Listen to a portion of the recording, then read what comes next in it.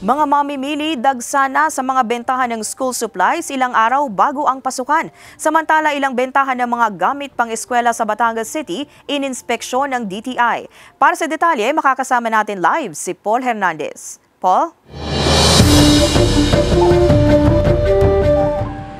Ivy, sa pag-iikot ng DTI sa iba't ibang school supply store ay wala naman daw silang namo-monitor na lumalabag doon sa itinatakdang SRP. Pero may paalala sila patungkol doon sa tinatawag na price tag law. Dagsa ang mga magulang at estudyante sa school supply store ilang araw bago ang pasukan. Kinukumpleto na ni Grace ang gamit ng dalawa niyang anak sa elementarya. May dala pa siyang listahan para hindi nakakaligtaan ang bibilhin. May ibang dagdag din po ang mga teacher.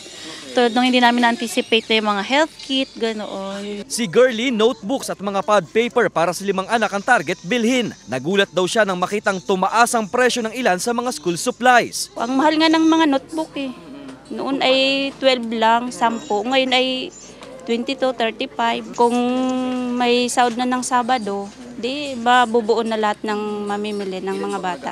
Nauna nang sinabi ng Department of Trade and Industry o DTI na nagmahal na rin kasi ang presyo ng mga raw materials sa pagmamanufacture ng mga gamit pang-eskwela. Dagdag pa ang walang awat na sirit sa presyo ng langis. May mga imported materials tayo, and then we have also yung mga fuel cost sa logistics. Siyempre, kung mahal yung transpo cost ng item, magtataas talaga. Sa price monitoring ng ahensya sa iba't ibang tindahan sa probinsya, sinabing wala namang lumabag sa pagsunod sa suggested retail price o SRP sa mga school supplies. Pero dapat tandaan ng mga tindahan na ang mga price tag malinaw na nakikita ng mga customer. Protektado raw ang mga mamimili ng price tag law. If there will be discrepancies sa presyo ng POS machine versus what is written in the price tag, they should pay the lower price. Sa paparating na long weekend, asahan pa raw ang mas marami pang last-minute shoppers.